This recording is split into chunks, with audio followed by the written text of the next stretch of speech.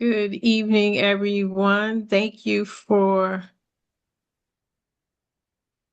wait,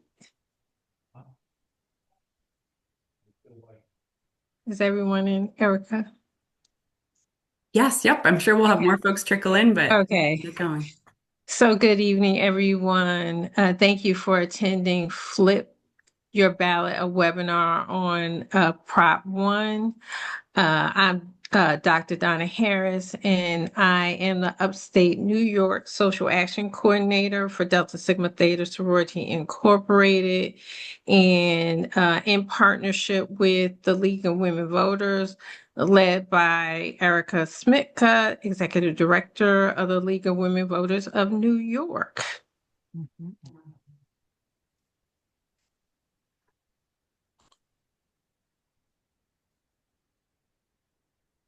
Safety message. Greetings. I hope you are all healthy and safe during this meeting. As we gather to conduct this webinar, whether in our homes for virtual meetings or in a physical venue, it is important for us to always be Delta ready. Please take a moment to identify two exits in your current location. Knowing where the exits are is essential for an efficient emergency evaluation. Additionally, during this post-COVID-19 pandemic period, please continue to adhere to the public health guidelines of your local community.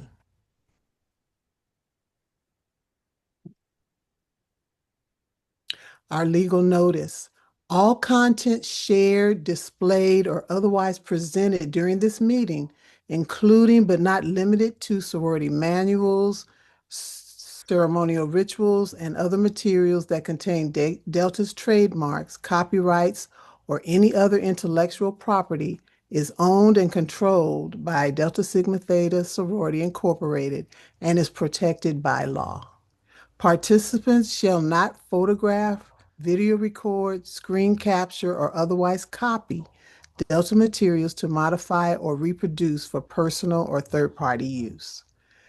Participant further understands, agrees, and acknowledges to be solely liable for any damages in law or in equity resulting from violation of applicable laws and shall be subject to disciplinary action according to the Member Code of Conduct and any other related agreement.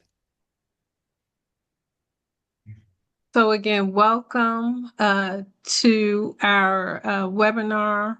Uh, the goal of this webinar is to educate our local communities about the ballot proposition that will be on the November 4th ballot.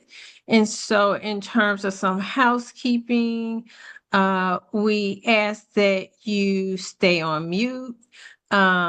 We have a speaker and we'll have time for Q&A. If you have questions, please put them in the chat. And so again, I'm Donna Harris.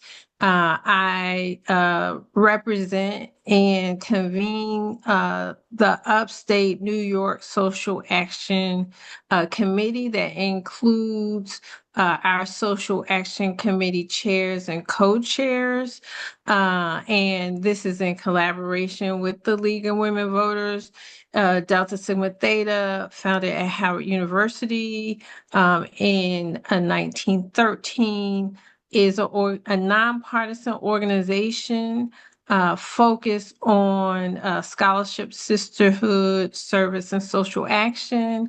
And we have been able to partner with the League of Women Voters over the last 4 years to hold these webinars to educate individuals in New York State about ballot propositions so folks are informed about the topics at hand and are able to make educated decisions going to the poll.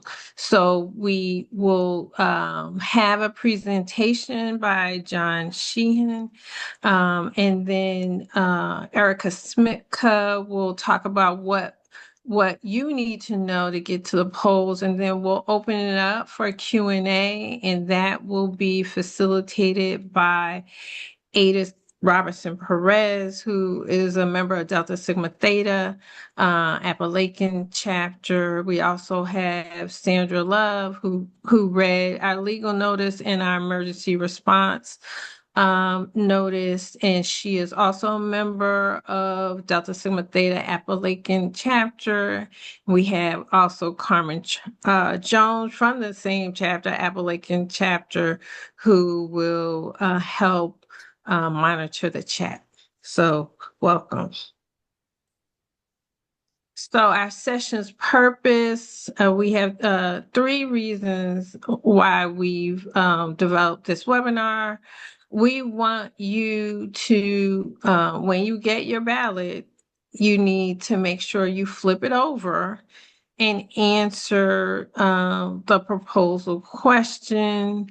If you have new ballot boxes, you will see the question at the end after you selected your candidates. And we want everyone to understand what the current ballot proposition is about. And we want people to be informed voters.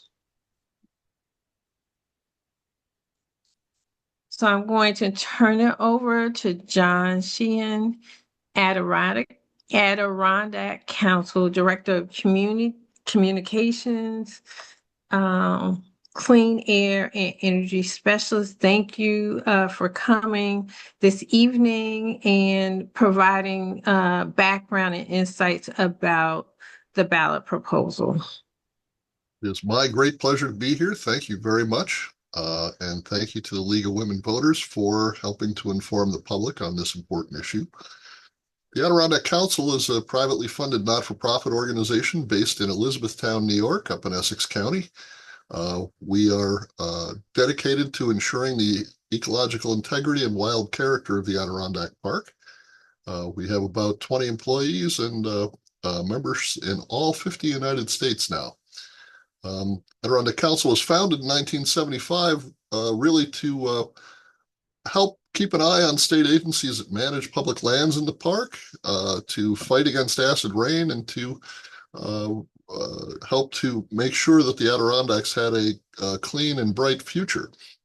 The organization's work often involves working on constitutional amendments like this one, and then everybody in the state has to get involved because the Adirondack Forest Preserve is very special. Not only is the Adirondack Park the largest park in the contiguous United States, but the Forest Preserve is the only one around protected by the Constitution. And the state's Constitution, Article 14, Section 1, is only 2 sentences long, but it essentially says that the lands of the state have to be managed as wild forest forever inside the Adirondack Park. In addition to wild forest in the Adirondacks, there are other state lands that have other purposes. Some have office buildings on them for the Adirondack Park Agency, Department of Environmental Conservation. There are a couple of buildings at Mount Van Hovenberg for Olympic winter sports training. And these buildings essentially were set up in order to allow spectators to come and watch as competitors from around the world use the facilities at Lake Placid to train and compete in Winter Olympic sports. There are very few of these around the world, and this brings a great deal of tourism and investment to the region around Lake Placid, Saranac Lake, the larger of the communities in the Adirondack Park. The public has a very special interest in the Forest Preserve as well. Not only do you own it, but it can't be altered in any way without permission from the voters. Back in 1885, the Forest Preserve was created by the state legislature, as was something called the Forever Wild Law. And that law essentially protected the forest from being cut down or leased or sold. And that law was very popular with everyone except at the time the state legislature. And mainly because a lot of people were interested in acquiring and taking the timber off of land in the Adirondacks. It became very controversial and difficult to get the legislature to stop letting people take parts of the forest preserve away. So in 1892, the legislature created a park around the Adirondacks, and at the same time, essentially uh, repealed the Forever Wild law.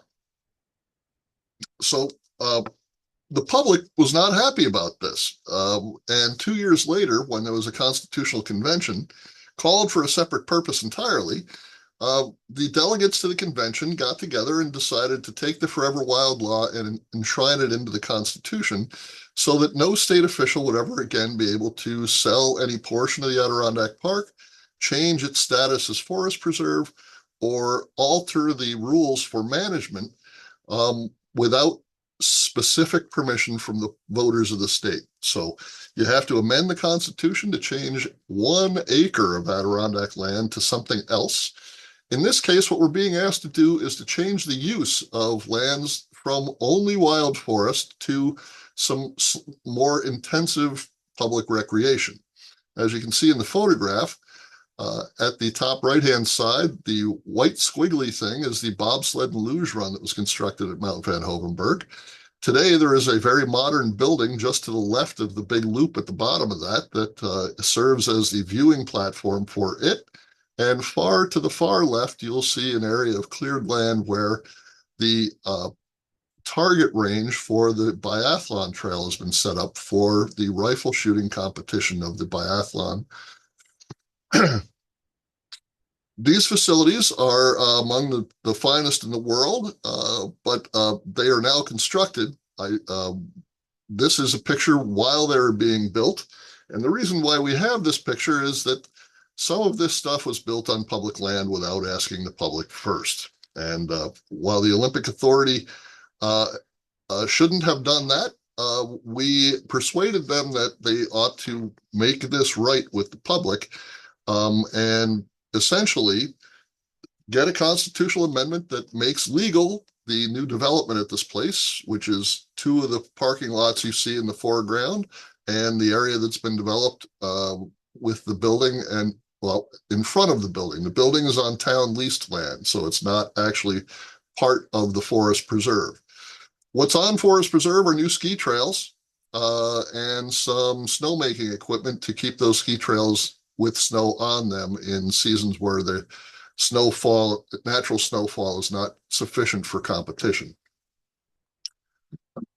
So this constitutional amendment essentially would say that what has been constructed on the property is okay and would allow for slight enhancements to that in the future, but would also set specific rules for what is allowed and not allowed on this property in the future.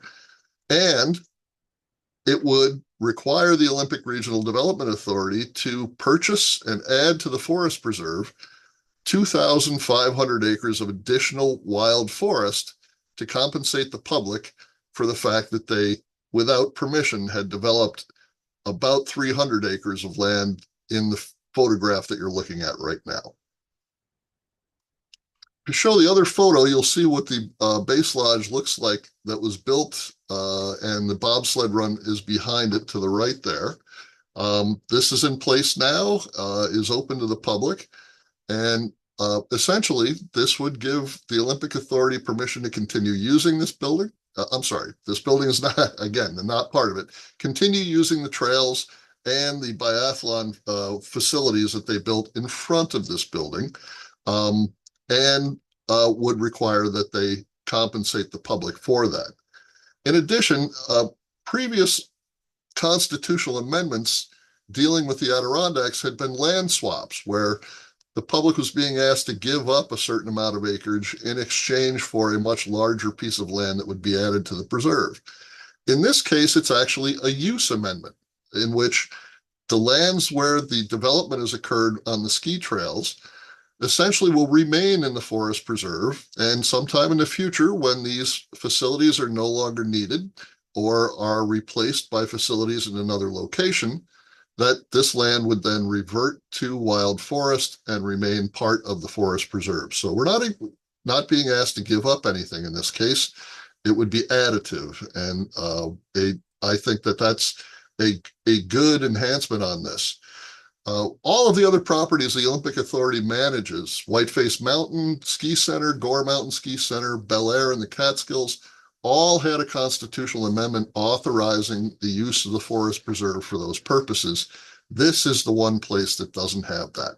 And we really think it would be better for the integrity of the Constitution and the forest preserve that we clean this up, make sure that they come into full legal compliance, and reap the reward of having additional land added to the forest preserve at the same time.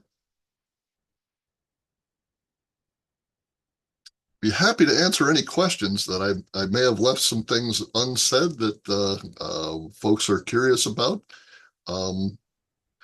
Great. We've been dealing with the Olympic Authority for quite some time.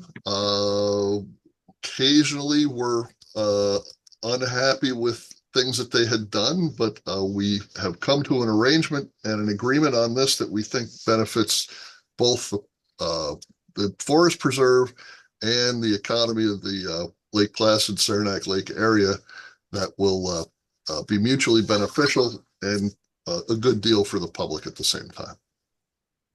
Great. Thank you so much, John. This was wonderful, and I think has provided some much needed clarity on this topic for many people, at least for myself, it has. I'm going to just talk really briefly about how folks can make sure they're ready to go to the polls on November 4th, and then we'll open up the floor for any questions that folks might have. So the League is also a nonpartisan nonprofit organization, and we currently do not have a position either to support or oppose this amendment. And neither does Delta Sigma Theta. And so we do have to kind of promote the opposing viewpoint here.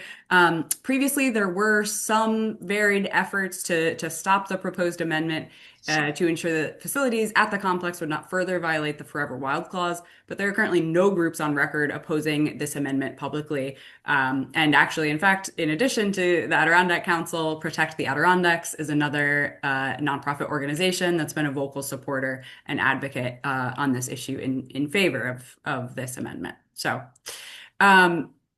just a reminder for folks before you head to the polls, there are 4 ways that you can vote in New York State. You can either vote in person on election day. You can vote in person during early voting. Early voting starts October 25th and goes through November 2nd. October 25th is actually the only day in New York State where you can register to vote and vote on the same day. So keep that in mind. As I said, you can vote in person on election day, which is November 4th. And you can also vote via mail, either via absentee ballot, or you can vote using the relatively new early mail-in ballot. So you have to apply for both of those ballots if you'd like to vote by mail, and you can do that on the New York State Board of Elections website.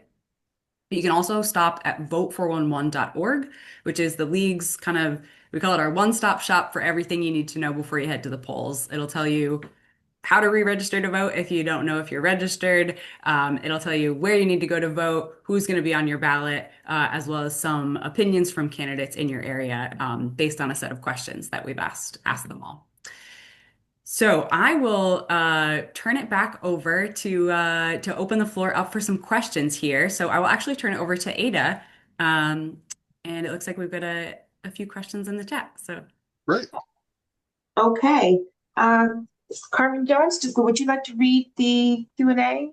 Sure. So the first question, can you describe the opposition to this plan?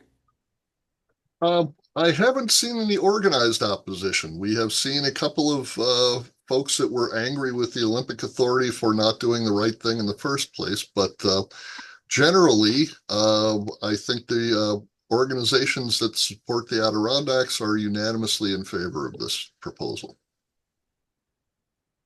Okay, thank you. We do have a comment. Someone says, I do not understand how the construction could have happened on the sly. Yeah, that's something that is a surprise to a lot of people, but remember that the population density of the Adirondacks is lower than West Texas. There are about 14 people per square mile here year round. And the area where they were is surrounded by mountains and not really visible from a public highway. Unless you worked for the authority, you might not have known it was going on. Now, we initially discovered it flying over it. We often take people to see the Adirondacks from the sky that we want to talk to about public policy issues or things that we would like to accomplish in the region, whether it's a land acquisition or simply a change in the way the park is managed. And during one of those trips, we saw some things on what we saw to be forest preserve that we hadn't quite expected to see. So that began an investigation, and the rest is history. Thank you, John. We'll pivot over to some of our other prepared questions. Very quickly, I want to add that we had once stopped a prison project in Tupper Lake because this was during the Pataki administration. The corrections department had already bulldozed the outline of the building into the woods before asking anybody for permission to build it. So this is not unprecedented necessarily, but disappointing nonetheless. Hmm. I'm sorry, next question was? Yes. Can you tell us a little bit about the land themselves? Are these lands, any of this property, under a treaty with any of the indigenous nations that you're aware of? Not that I'm aware of. Okay. This would have been lands that belonged to the Mohawk Nation originally.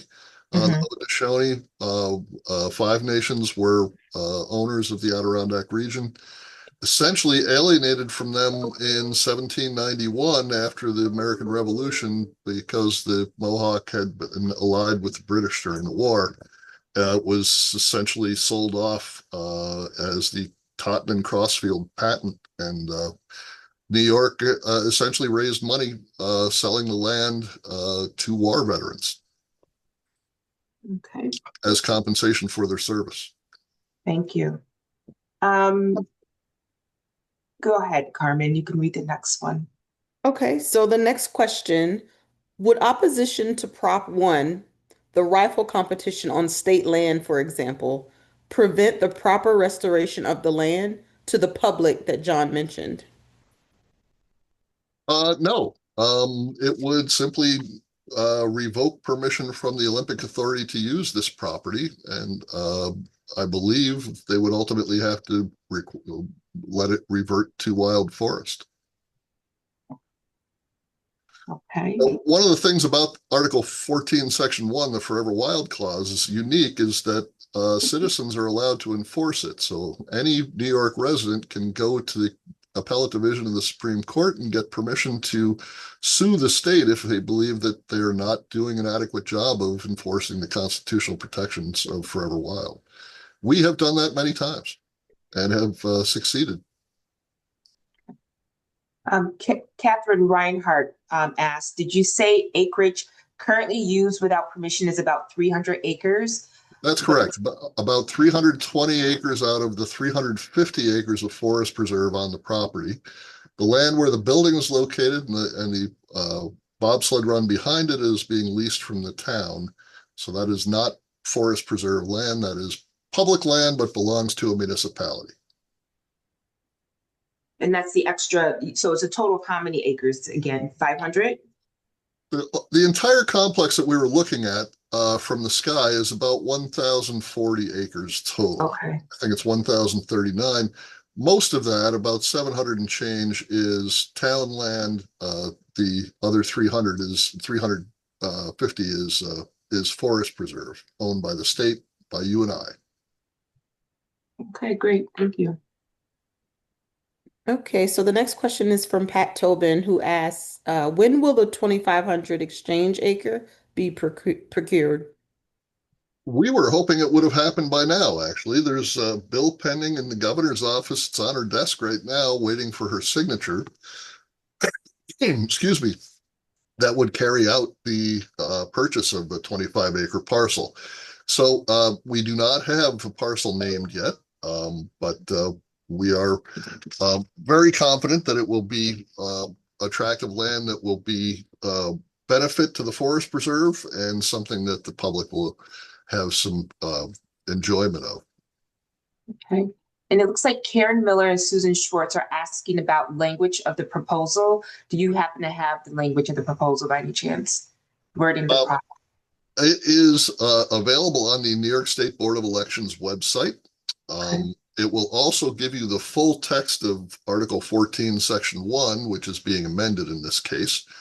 You'll see that it's been amended a few times before to allow things like Whiteface Mountain, the Adirondack Northway, and the most recent, I think, was a public safety land account for allowing public utilities to be built on roads that are owned by towns but travel through the forest preserve. That one was in 2017. So some of you may remember voting on that one 8 years ago. Just Thank to jump in, I posted the link to the Board of Elections website in the chat along with the text of the amendment. So just to boost that for folks. Thank you. We also have a question from Rachel Zollner. Would 2,500 acres be contiguous with the existing Adirondack Park? Yes, it would be likely inside Essex County, and Essex County is entirely inside the border of the Adirondack Park. The Adirondacks are big in that they comprise parts of 12 different counties upstate. Only 2 are entirely inside the park. That's Essex and Hamilton. Those are 2 of the smallest population counties in the state also. Hamilton is definitely the smallest. Only 4,000 people in the whole county.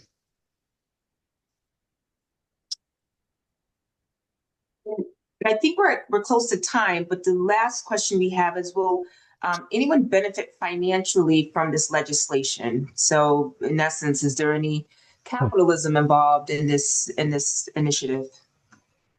If they are, it would be the communities of Lake Placid, Saranac Lake, maybe Tupper Lake to some small extent because of the ability to maintain a winter economy in those places. The tourism in the Adirondacks is primarily a summertime thing.